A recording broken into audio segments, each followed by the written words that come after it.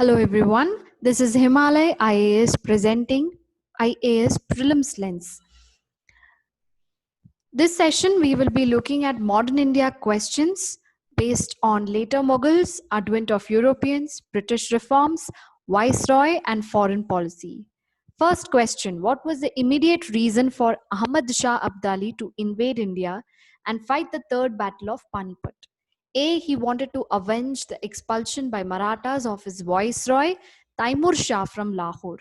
B. The frustrated governor of Jalandhar, Adina Beg Khan, invited him to invade Punjab. C. He wanted to punish Mughal administration for non-payment of the revenues of the Chahar Mahal. D. He wanted to annex all the fertile plains of Punjab up to the borders of Delhi to his kingdom. So, for this question, we have to know about the Third Battle of Panipat, which was a battle between the Marathas and Ahmad Shah Abdali, an Afghan ruler. Now, the reason why he fought this war is because his own son, who was also the viceroy of Lahore, was expelled by the Marathas. So he wanted to avenge the expulsion. So he fights the war. So answer is option A. Second question, which of the following is the correct chronological order of the battle fought in India in the 18th century? A. Battle of Wandiwash, Battle of Buxar, Battle of Ambur, Battle of Plassey. B. Battle of Ambur, Battle of Plassey, Battle of Wandiwash, Battle of Buxar. C. Battle of Wandiwash, Battle of Plassey, Battle of Ambur, Battle of Buxar.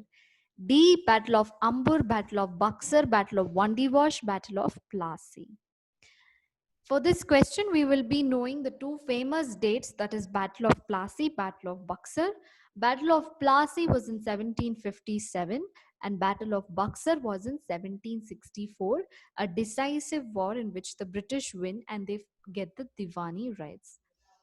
Now, what is Battle of Wandiwash? It was fought between the Anglo um, French. It was part of the 7 Years' War that happened in Europe, and the same thing continued in India. So it was happened in 1760. Then the Battle of Ambur is part of the Anglo-French rivalry again in 1749, which happened as part of the Carnatic Wars. So if we arrange the chronology, it will be the Battle of Ambur in 1749, Anglo-French rivalry, followed by the Battle of Plassey in 1757, followed by the Battle of Wandiwash in 1760 about Anglo-French rivalry, finally the Battle of Buxar 1764. So answer is option B. Next question, with reference to the entry of European powers into India, which one of the following statements is not correct? A. The Portuguese captured Goa in 1499. B. The English opened their first factory in South India at Masulipatanam. C. The East India Company opened its first factory in Orissa in 1633. D. The leadership of Dupleix, the French occupied Madras in 1746.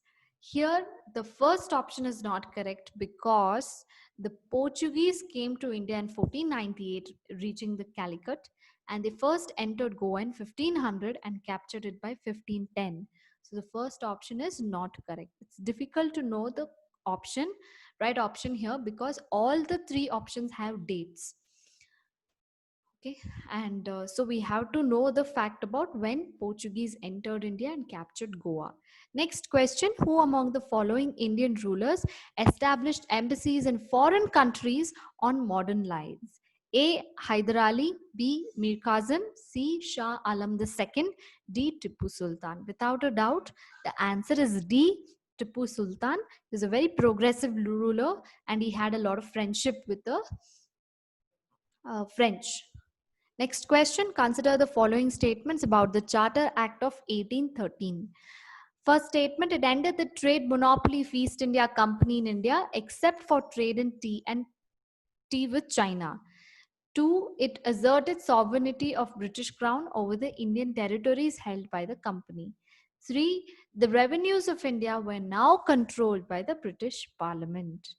Which of the following statements above are correct? A, 1 and 2 only, B 2 and 3 only, C 1 and 3 only, D 1, 2 and 3 only. So if we analyze the statements here, the first statement is correct. The trade monopoly of East India Company was removed except for trade with China in tea. Second statement is correct. Sovereignty of British Crown was asserted. Then the third statement is talking about the revenues of India, but it's actually the revenues of East India Company, and they were starting to get regulated by the British Parliament. So option 3 is wrong. Answer would be 1 and 2 only. Option A. Next question. The staple commodities of export by the English East India Company from Bengal in the middle of 18th century were A. Raw cotton, oilseeds and opium. B. Salt, sugar, zinc and lead. C. Copper, silver, gold, spices and tea. D. Cotton, silk, saltpeter and opium. So we were not exporting raw cotton, that is a fact. So we may get a doubt with option C and D because the word spices is there. But again, we come to know the trade with tea was popular with China, not with India. So the correct answer here would be option D, cotton, silk, saltpeter, and opium. Saltpeter is something that is used to manufacture the gunpowder. So answer is option D. Next question, with reference to Pondicherry, consider the following statements. First one, the first European power to occupy the Pondicherry were Portuguese. Second, the second European power to occupy Pondicherry were the French. Third statement, the English never occupied Pondicherry. The options are A 1 only, B 2 and 3 only, C 3 only, D 1, 2 and 3 only. If we look at the options, the third statement is clearly long and there is a use of an extreme word like never. British never occupied Pondicherry is the wrong answer. So if we take out option 3, third statement, B, C and D options are automatically wrong. And so we will land up with the correct answer, A, 1 only. So Goa was occupied by the Portuguese and then the British occupied it and later they handed it over back to the French. Okay. Yes. Next question. Who among the following Europeans were the last to come to pre-independence India as traders? First one, Dutch. Second, English. Third, French. D, Portuguese. So we have to know the order and how Portuguese came into India. The first were the Portuguese. Second were the Dutch. Third were the English or the British. Last were the French. So here the option will be C, French. Next question. Which of the following led to the introduction of English education in India? A, Charter Act of 1813. 2. General Committee of Public Instruction 1823. 3. Orientalist and Anglicist controversy. Select the correct answer. A, 1 and 2 only. B, 2 only. C, 1 and 3 only. D, 1, 2 and 3 only. So if we look at the options about English education, Charter Act 1813 spoke about it. It allotted 1 lakh rupee sum for English education and Western education. Second statement is also correct. General Committee of Public Instruction, Macaulay's Minute, also Sargent Plan, Hartong Committee, Hunter's Commission. There are so many committees that recommended, that were formed to recommend the Western education in India, also the Orientalist and Anglicist controversy. So this means the option is D, 1, 2 and 3. Let's answer the CSAT English comprehension question.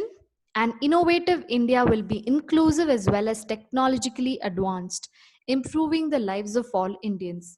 Innovation and R&D can mitigate increases in social inequality, urbanization. The growing divergence in productivity between agriculture and knowledge-intensive manufacturing and services threatens to increase income inequality.